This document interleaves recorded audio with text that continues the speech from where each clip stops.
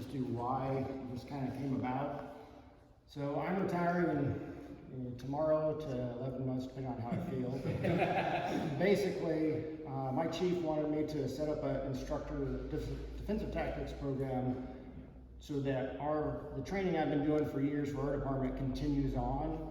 And my opinion was, I'll just bring these guys in. There's a reason I wanted them to come in and put on this class.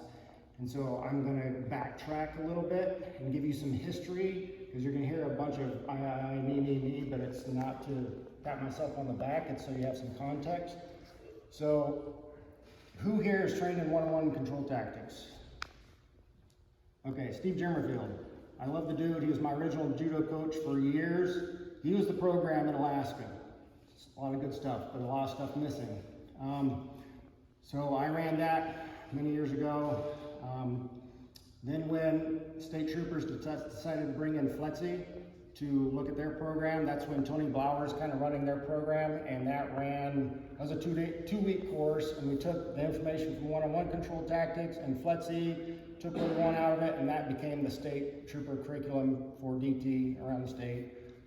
Over the years, we did not have force-on-force until my department, and we actually hosted a force-on-force class with simunitions, because the guy that was my chief at the time, his son was an officer here in Fairbanks and went into a DV and got shot and killed on New Year's Eve. So he decided that we needed to up our training. So that's when 2 SF guys came in with sim guns, and we ran 2 full days of nothing but scenario after scenario after scenario. We beat the shit out of each other, shot the shit out of each other.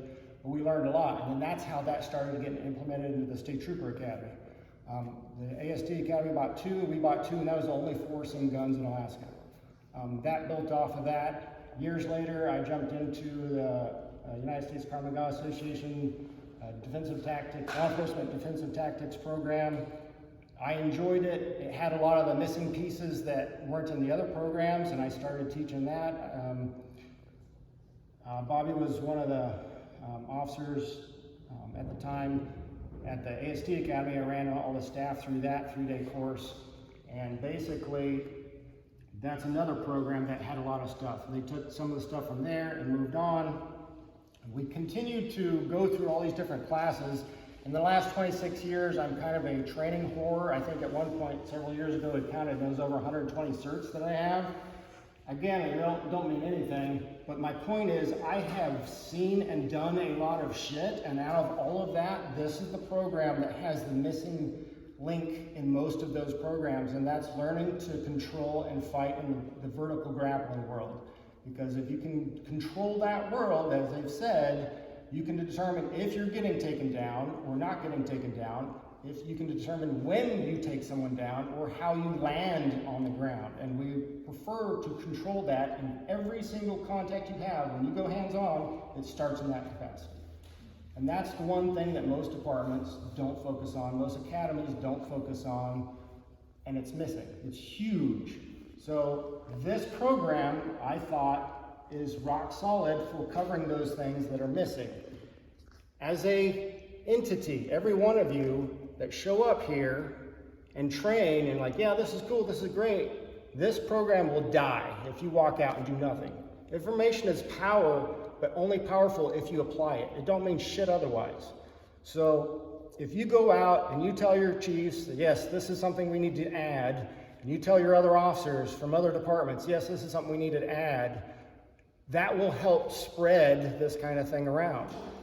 Everybody tends to hang on to what they've done in the past, but you can't move forward without forcing change sometimes, especially in these type of bureaucratic situations. One of the other guys that was one of the first Krav Maga instructor or Krav Maga law enforcement classes that I taught was Greg Stalker. He now is head of Alaska Police Standards Council's purse strings, and that's probably why I got this covered by them.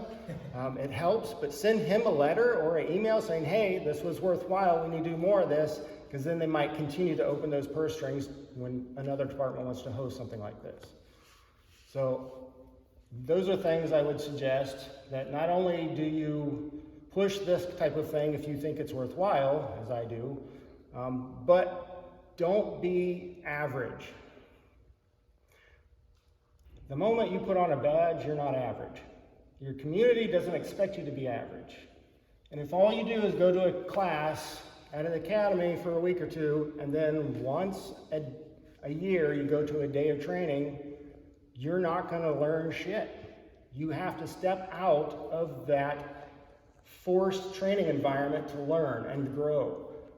And as we've talked, you put 2 years in initially, and you should strive to tell all officers to put 2 years in kind of training initially, then you have something to fall back on. But if you have nothing to fall back on, you're just swimming in the dark. After that, it doesn't require you to be a gym rat all the time. If you just at least go to a class, almost any gym has a 1-day pass, you can drop in, and you, especially if you back-to-back, you do a grappling class and a striking class, and you do nothing but 1 day of training a month, that's 24 hours of training, and I guarantee you most places don't give you no more than 8 hours of training. You are now far ahead of the curve just doing 1 day of training a month. That shit adds up over years, and that's how you keep those skills, and that's how you keep from floundering around here. So don't be average. Push yourself. I'm gone. I'm not going to be around anymore. I can't help people out. It's up to you guys to continue to do stuff and push things and keep from showing up to funerals. The better we are at doing our job and learning how to defend ourselves and being comfortable in those uncomfortable environments, the better our community is, because we don't have to use force when we may otherwise scramble and freak out and dump someone we don't necessarily need to dump. So get after it. Don't just say, yeah, this was cool, and then walk off and then let that information die. And look, I guarantee you Rob has spent a lot of his own time and money doing the things that he's done. And he's still constantly seeking out new information, new people to distribute that information. He hasn't just settled with what he learned 10, 15, 20 years ago, or what he learned last year, the year before that. That's what it's going to take. That's what it's going to require for your programs inside of your departments and your agencies to improve and get better. And look, I kind of put it back on you. You don't have any excuse. I told you, I'll pay for your first month of jiu-jitsu wherever you want to go. So no bullshit, no excuses. After that, you got to make the decision, but it's a good jumping off point. But a big thanks to Rob for all of that, because he's a unicorn in this kind of world and industry. It's really easy to settle into a program and a curriculum and just let it ride. It's super simple to teach the same thing that you've been teaching for 10 years, 15 years, 20 years. You're on autopilot, you know the material inside and out. You can answer all the questions that somebody gives you, and you clock in, clock out, and move on. It's hard to get uncomfortable and learn new things and have somebody challenge what you think you already know. And there are a lot of good programs out there. I can give you a list of people that do things really, really well in this space, I think. Okay? So anyway, thank you all for putting in the time and energy and effort. Thanks to Rob for continuing to kind of push the narrative and making sure that things like this happen. Cool.